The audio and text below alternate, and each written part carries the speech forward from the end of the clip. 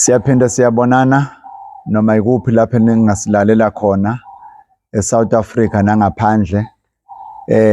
Evidweni yokuphakamisa umsebenzi siye sathola ama-calls amaningi, abantu befisa ukuthola incazelo kahle ukuthi mangithi ukuphakamisa umsebenzi ngikhuluma ngani, ngikhuluma ngesithwalo noma ngikhuluma ngento nje esimple noma enjani. Kufikile kumina ukuthi angibuyele kubantu ngoba sebebuzile ukuthi baphenduleke. Abanye bafikile ngobuningi babo basizakele, bahambile, abanye bayajabula already. Sengithi ake ngichaze-ke ngokunabo ukuthi yini ukuphakamisa umsebenzi. Ama-category okuphakamisa umsebenzi awafani noma iy'ndlela noma izigaba zokuphakamisa umsebenzi. Okunye before sikhulume ngokuphakamisa umsebenzi la ekhaya siye siqale ngokuthi umuntu simgeze. Ukumgeza umuntu kwenzani na? Kwenza ukuthi kusuke amathunzi kuyena. Umuntu nomuntu ungathola ukuthi izinto zakhe zivalekile noma aziyi phambili ngoba unenkinga yamathunzi. Yini amathunzi? Amathunzi ungaba umuntu ozwane nomuntu, washona umuntu abezwana naye, usala namathunzi lowo muntu. Into ekumele igezwe leyo.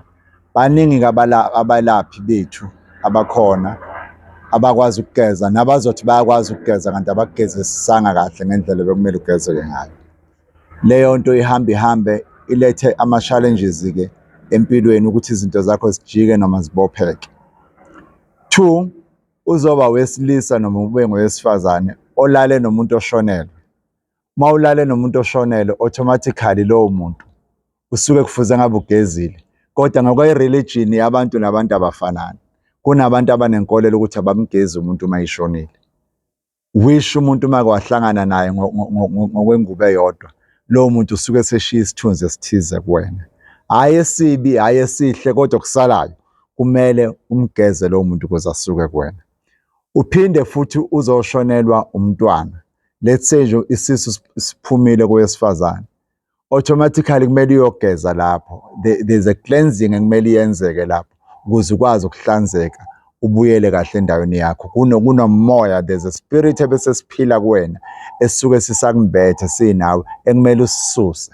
So-ke ilapho ekubaluleke khona ukuthi ugeze nanokuthi-ke ukugeza kuyini, but it's a story for another day. Ebesikhuluma ngakho namhlanje. Besikhuluma ngokuthi ukuphakamisa umsebenzi. Ukuphakamisa umsebenzi siyaye siqale lapho-ke la ekhaya. Bese siba nama-category ahlukene ukuthi umuntu akwazi ukuthi aphakame ngokwe-level yakhe. Ukuthi uzothi mina ngenza lokhu, ngifisa ukuthi kube kanje ngokwempilo yami, mina ngenza kanje, ngifisa ukuthi ungibeke kulesi standard, noma mina emsebenzini izinto zami ayisahlangani, ngifisa ukuthi ngiye phambili emsebenzini, ngiyasebenza imali angiyiboni.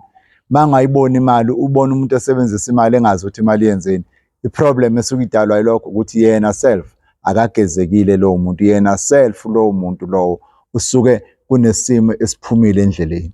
So-ke izinto zokuphakamisa zihamba kulezo zinto ezinjalo. Ingakho ngithi angichazisise lapho ukuze abantu babe ne-understanding yokuthi kuyini ukuphakama. Ukuphakama-ke bese uyakwazi ukuthi uma usuyitholile lezi zinto esizokunikeza zona, kanti futhi akuzona izinto, ikhubalo kahle kahle.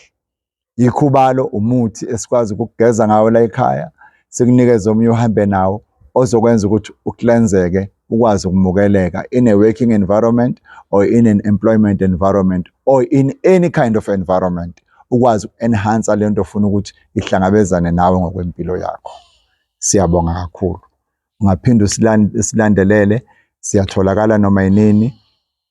24 hours yakwazi nokuthumela uWhatsApp njengoba nabanye benze. Niphinde futhi nisubscribe kule channel yethu ukuze nanoma iziphi izinto engifisa ukuthi sifundisane ngazo before uze noma after usuzile ukwazi ukuthi ube ne-understanding.